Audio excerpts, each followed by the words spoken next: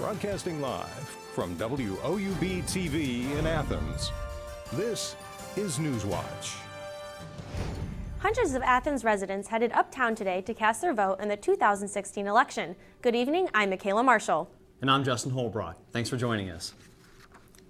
Early voting officially began at 8 this morning for Ohio. Newswatch reporter Marisa Overly talked to the Athens Board of Election and voters about the busy day. Well, today's the first day of early voting. And as of late this afternoon, 250 people voted in Athens County. Residents were excited, and Athens County Board of Elections Director Debbie Phillips said 2 even showed up an hour early. We had 2 ladies waiting when we got here at 15 after 7 this morning because they wanted to be the first ones to vote because they were so excited. Phillips adds they've seen more voters than in past years, something she thinks could be because of the excitement surrounding this year's election. Every election is different. My personal opinion would be, yes, I would think people would come and want to vote early just because they want to vote early. First-time voter John Athensway agrees, adding he thinks many voters are trying to avoid long election day lines. So I think, people think this is going to be such a different election, which, has to be my first election, that, people understand there might be a lot of people here on election day, so I should probably get here a little early. For WOUB, I'm Marisa Oberly.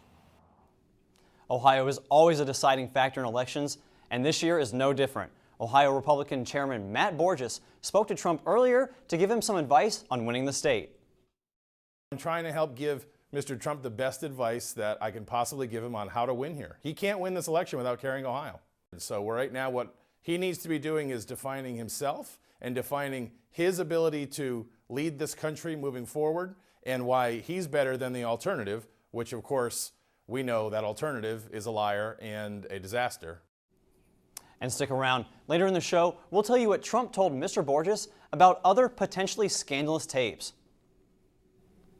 Close-in neighborhood residents in Athens may no longer need to move their car every 24 hours.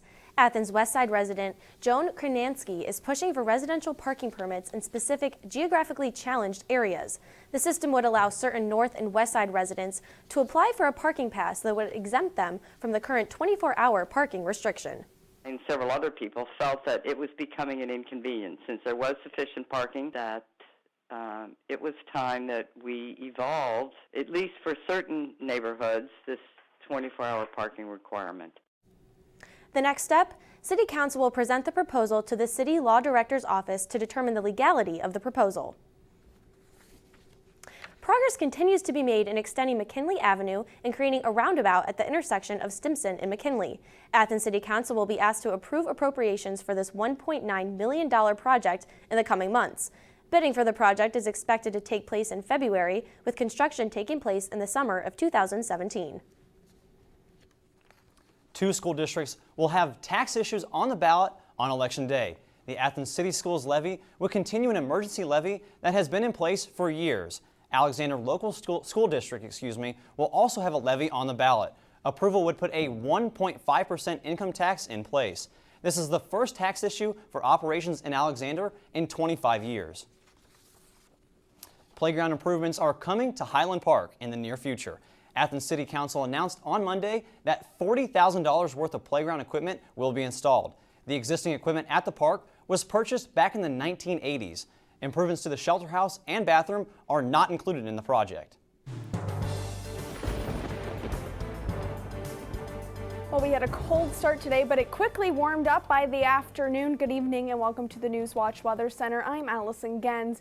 Right now in Athens, it's 75 degrees. We do have mix of sun and clouds out there. Winds south 7 miles per hour, and around the region, temperatures are in the mid to lower 70s. 74 in Columbus, 73 in Cambridge, 74 in New Martinsville, 75 in Ripley, and a little warmer in Ironton with 77. And now overnight today, we're expecting some rain showers possibly to move their way in. See that low pressure system working its way from the west into our region right now. And if you break that down for our hour by hour overnight tonight, you can see that we don't have much in store until around 3 a.m. and then 4 a.m. we start to see that chance of rain increase even more, and temperatures staying a little bit warmer overnight as well as that system begins to work its way through. So we are going to see some brief rain, but it looks like it's going to stay a little bit warmer, not as chilly overnight as we've been feeling the past few nights. Hilliard High School student is in custody after prosecutors said he was planning a school shooting. John Staley III has been charged with a juvenile count of conspiracy to commit murder.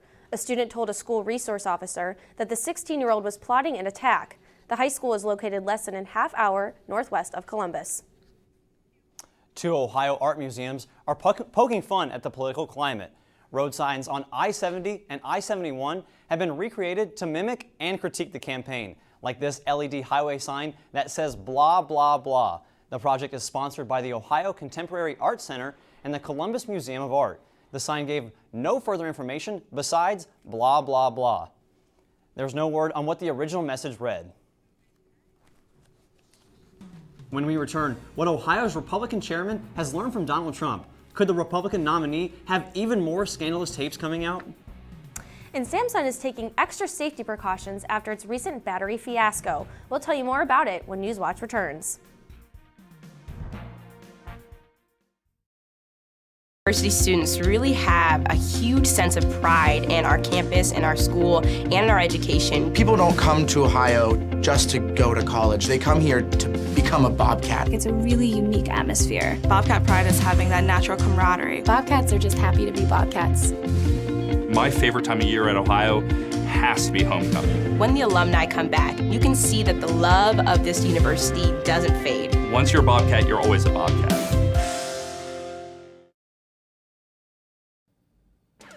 Friday nights are all about high school football, but when the games are over and the helmets come off, it's time for some gridiron glory. I'm your host, Danny Dean, back under center. Don't miss a play this season. Join myself and the rest of our team on Friday nights at 11:30 on WOUB, and catch us again on Saturday mornings at 11:30. We are committed to bringing you the stories of players, coaches, and communities, and of course, we can't forget about some highlights. We all know there's nothing better than Friday nights and gridiron glory. I knew that I wanted to come to Ohio University from the very first time I visited here. There's something about the campus that grabs you. It was really comforting. Very welcoming. It's one thing to write down your name and your GPA and that kind of stuff and send it in. It's another thing entirely to be here and see how great it is. The campus here is just electric. Absolutely gorgeous. Everything just looked really college-like. I looked at my mom and I said, "This is it." And she said, "The tour's just started." I said, "No, you don't understand. This is it." My professors really care. They care about my grades, they care about my opportunities, they care about my experiences, they want me to succeed. They give those opportunities to the students. My professors have been extremely approachable. Literally, their door is always open. You can go to them with pretty much anything. Everyone knows your first and your last name and where you sit in the classroom. I really never feel like I'm being talked down to or just being taught material. I always feel like I'm having a conversation. And they want to share those opportunities and those experiences with us.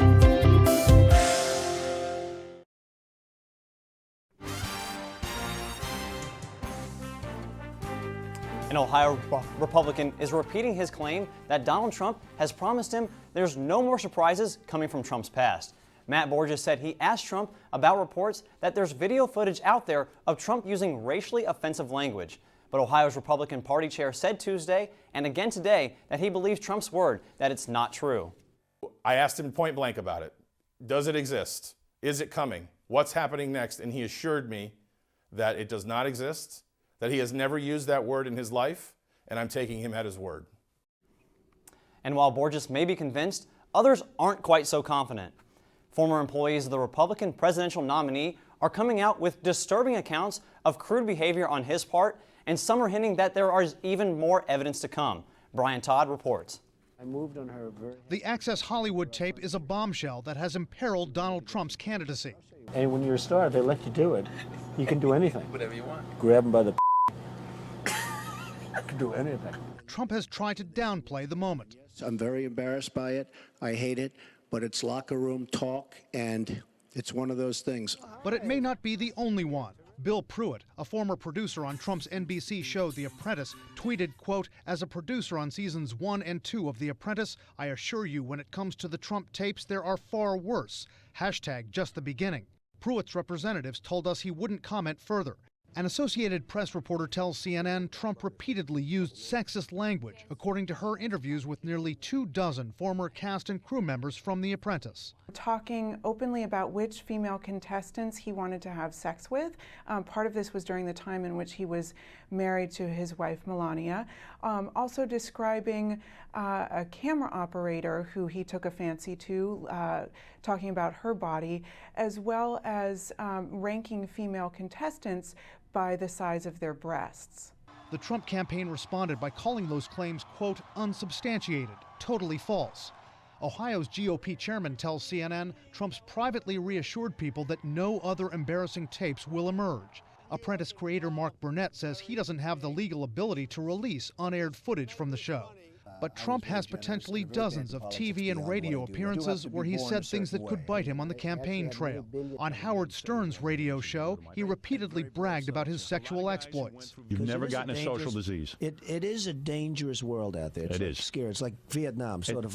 On Faith Daniels' NBC talk show in the early 90s, after being scolded by the host for kissing her on the lips at a recent event, Trump seemed to predict what was to come when asked if he'd ever run for president. I don't necessarily think so. I mean, I'm so controversial. I love beautiful women. I love going out with beautiful women, and I love women in general. And people would say, oh, that's a horrible thing. It's sort of ironic that on the one hand, he cultivated an image as a celebrity, but that's a celebrity of high-living, Playboy-style life, and that's sort of his trademark when he wasn't thinking of running for president. This really shows a problem of how we recruit presidential candidates. Trump has said if people want to release more tapes of him saying inappropriate things, he'll continue to talk about Bill and Hillary Clinton doing inappropriate things. Donald Trump has stiff competition in the Republican state of Utah, and it's not Hillary Clinton. According to a survey by Salt Lake City-based Y2 Analytics, independent candidate Evan McMullin is in a statistical tie with Trump and Clinton. The poll shows Clinton and Trump at 26% and McMullin at 22%. But a 4.4% margin of error means he could be tied or leading in the race. McMullin was born in Utah and is a former CIA agent and policy director for the House Republican Conference. New details in a plane crash investigation reveal the student pilot crashed the plane intentionally. The Piper twin-engine plane went down on the East Hartford's crowded Main Street. Eyewitnesses said it exploded on impact, killing the student pilot. The pilot instructor escaped with severe burns. He told investigators he got into an altercation with the student pilot, which resulted in a struggle in the cockpit. Terrorism is a criminal act, and there's a lot of criminal investigators on scene. So as I said, nothing has been ruled out, including an accident. So we're reviewing every and all possibility. Law enforcement officials are trying to get a search warrant to investigate the student pilot's computer. Meanwhile, the instructor remains in critical condition. Amazon says it's planning to open brick-and-mortar convenience stores that offer fresh food. Customers who are Prime members will have the option to buy goods for later delivery. The company also plans to open sites for curbside pickup. This comes as traditional retailers like Walmart are expanding their online grocery services. Samsung wants customers to return their Galaxy Note 7 phones in a safe manner. So the tech giant is sending thermally insulated return kits to users who need to ship back the faulty smartphone.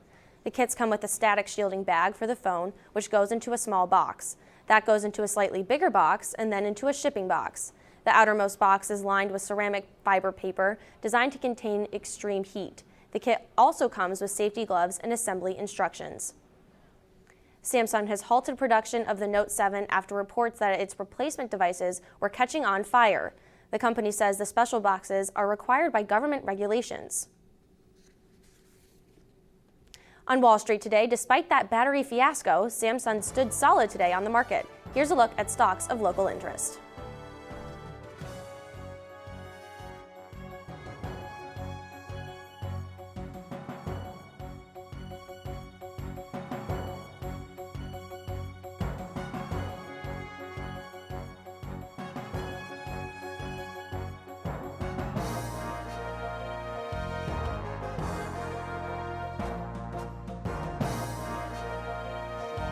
Heavy waters continue to push into North Carolina. We'll tell you about the governor's warning. That story's still ahead. Rain showers are on the way, but a warm-up is in sight. I'll tell you what you can expect. That's up in my extended forecast next on Newswatch. Professors really care. They care about my grades, they care about my opportunities, they care about my experiences, they want me to succeed. They give those opportunities to the students. My professors have been extremely approachable. Literally, their door is always open. You can go to them with pretty much anything. Everyone knows your first and your last name and where you sit in the classroom. I really never feel like I'm being talked down to or just being taught material. I always feel like I'm having a conversation. And they want to share those opportunities and those experiences with us.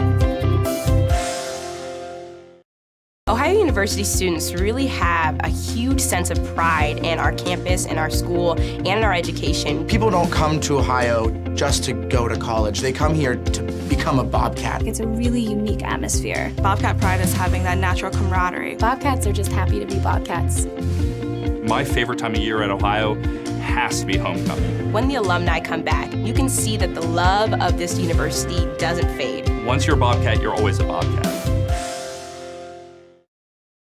I knew that I wanted to come to Ohio University from the very first time I visited here. There's something about the campus that grabs you. It was really comforting.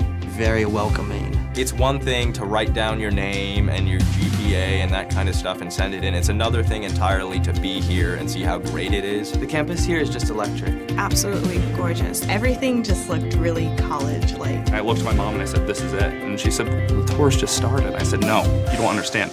This is it." Friday nights are all about high school football, but when the games are over and the helmets come off, it's time for some gridiron glory. I'm your host, Danny Dean, back under center. Don't miss a play this season. Join myself and the rest of our team on Friday nights at 11:30 on WOUB, and catch us again on Saturday mornings at 11:30. We are committed to bringing you the stories of players, coaches, and communities, and of course, we can't forget about some highlights. We all know there's nothing better than Friday nights and gridiron glory. At least 19 have been killed by the flooding in North Carolina following Hurricane Matthew, and more water is expected. Diane Gallagher has the very latest on this very serious situation. I thought I was going to die. And as the water in North Carolina rises, threatening even more communities, rivers reaching historic levels, the governor is issuing a sober warning. Stay away from the water. Whether you're walking or riding in a car, do not get near the water. It will kill you. The majority of U.S. deaths related to Hurricane Matthew have been in North Carolina. 19 people so far killed there, nearly all of those due to drowning and the subsequent floods. More flooding in even more areas of the state is expected. I cannot emphasize to you more, there are a lot of people that are hurting. Thousands have already been evacuated, their communities completely underwater. In Robeson County, where a third of the population already lives below the poverty line, homes and businesses are gone. Almost 3,000 people are staying in shelters there. People with little of nothing, this flood took it all, but we're here, we're safe, we're just thankful for that. As swift-moving water sweeps over interstates and roads, dramatic rescue tales are emerging from the eastern part of the state. I started just screaming all the way back onto the highway for people to see us. They started swimming onto 95, and I passed all my kids out the window, one by one. 31 of North Carolina's 100 counties are under a state of emergency, and it's not over. This hurricane continues in North Carolina. The record crest will not be until Saturday. I'm Diane Gallagher reporting. Thanks, Diane. And Allison, will any of those rains be coming our way in the next couple of days? Well, Michaela, rain is on the way for us, but nothing that we can see that will cause more flooding here in Athens or around our region. But it is something to be keeping our eye on as we head into the next couple days. Now, right now in Athens, so it's 75 degrees with partly cloudy skies and our winds south at 7 miles per hour, and around the region, temperatures in the low 70s and mid 70s. We have 74 in Newark, 73 in New Lexington, 75 in Athens and Ripley, and 71 in Ironton. And looking at our our almanac from today, we were right on track, or a little bit actually hotter than our temperatures that we should have for this time of year. 78 was our temperature, 10 degrees warmer than what we normally should expect for today. And then our low was 40 degrees. So that's a little bit closer to our target, a little bit chillier. So we did see a big difference between our low temperature this morning, and then those temperatures shot right up there by the afternoon hours, hitting almost 80 degrees by around 3 p.m. Now, looking at our precipcast overnight, you can see those rain showers that are on their way.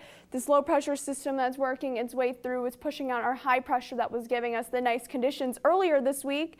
That rain will work its way through tonight in our early morning hours, and then by tomorrow afternoon that rain will already be pushed out of our region, so we will not expect too much with the system moving its way through. And now if we break that down a little bit for you hour by hour, 9 p.m. 66 degrees, 62, those temperatures dropping by midnight, and then around 3 a.m. we start to see that chance of rain begin to move its way in. Just a slight chance, 20% around 3 a.m., but 4 a.m. we'll start to see that increasing even more. And then tomorrow, that chance of rain continues into around 9 a.m. with 56 degrees, but then by noon that chance is all dissipated from our region. Won't see much rain around that time. 60 degrees and then 64 by 3 p.m. And our overnight temperatures tonight warmer than we've been feeling the past few days. 53 in Marietta, 53 also in Cambridge, 54 in Athens, 55 in Jackson, with that chance of rain coming in the early morning hours. And tomorrow warming up, not as hot as we felt today, but we have temperatures in the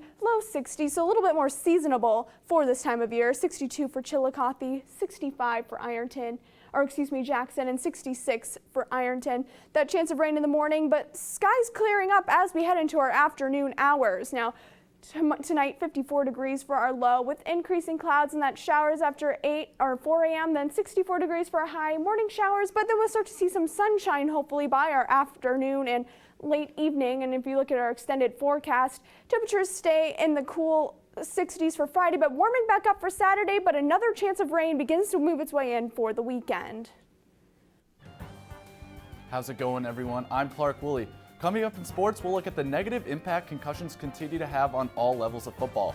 Also, Ohio men's and women's basketball announced yesterday that they will be hosting Hoops Fest 2016.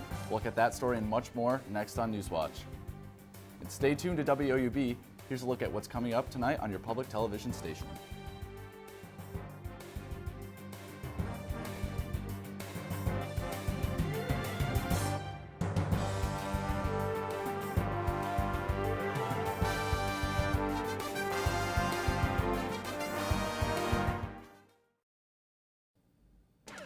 Friday nights are all about high school football, but when the games are over and the helmets come off, it's time for some gridiron glory.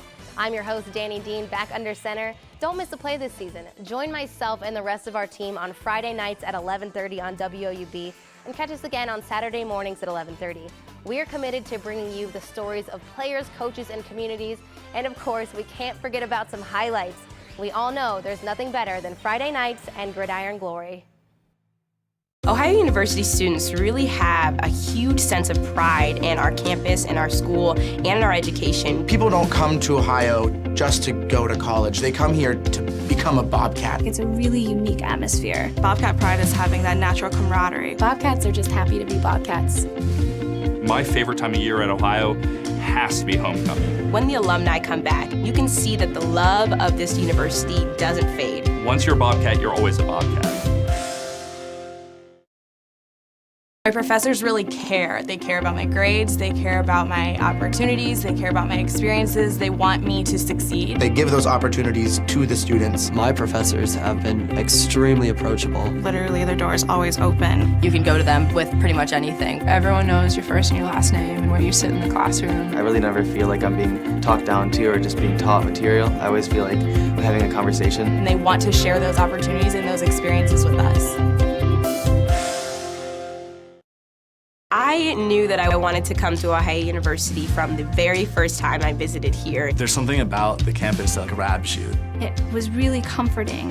Very welcoming. It's one thing to write down your name and your GPA and that kind of stuff and send it in. It's another thing entirely to be here and see how great it is. The campus here is just electric. Absolutely gorgeous. Everything just looked really college-like. I looked at my mom and I said, "This is it." And she said, "The tour's just started." I said, "No, you don't understand. This is it."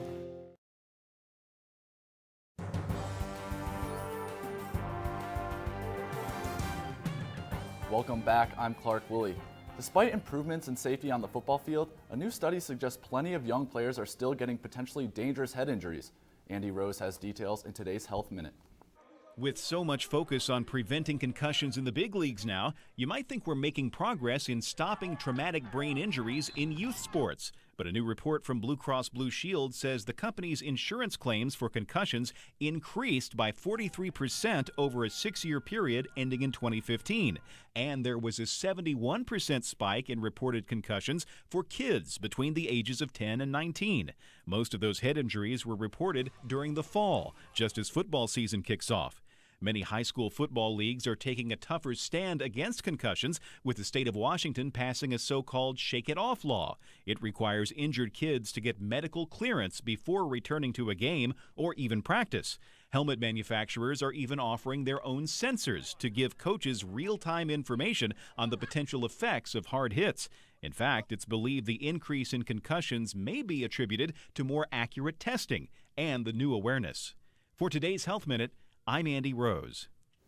Yeah, whether it's Pee Wee or the big leagues, it's nice to see the appropriate measures being taken to hopefully end concussions in football once and for all. Ohio basketball is set to host Hoop Fest 2016 on Saturday, November 5th. The event will take place during Dad's Weekend.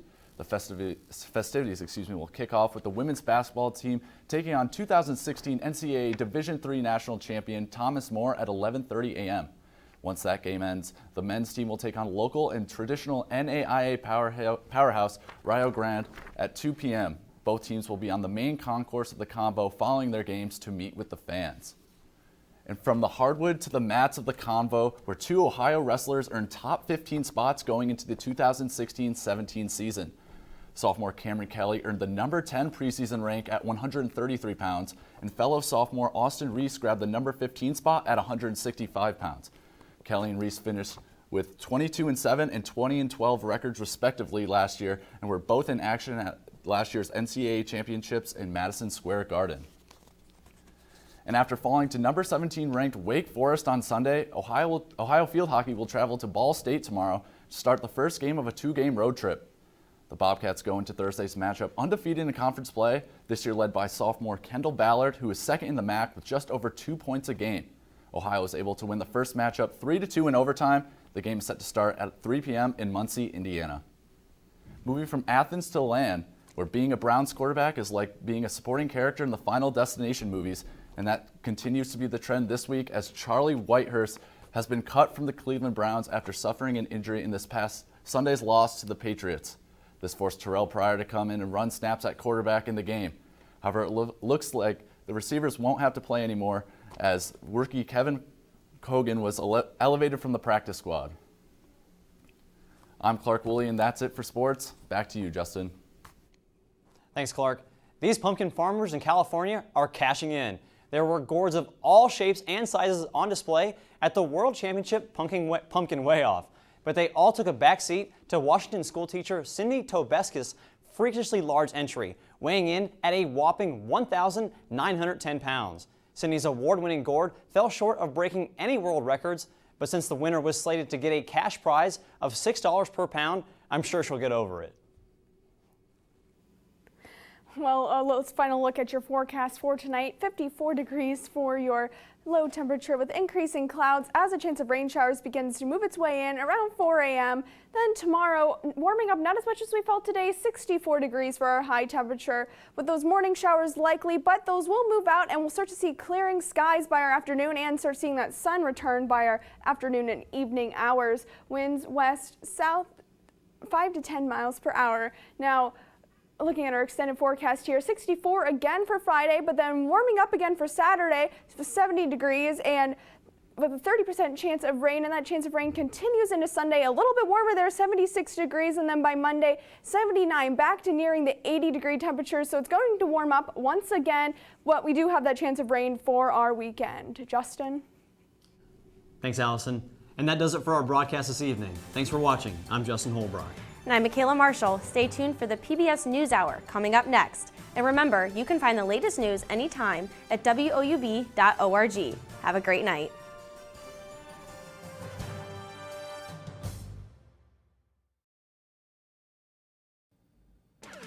Friday nights are all about high school football, but when the games are over and the helmets come off, it's time for some gridiron glory. I'm your host, Danny Dean, back under center. Don't miss a play this season. Join myself and the rest of our team on Friday nights at 11:30 on WOUB and catch us again on Saturday mornings at 11:30. We are committed to bringing you the stories of players, coaches, and communities. And of course, we can't forget about some highlights. We all know there's nothing better than Friday nights and gridiron glory.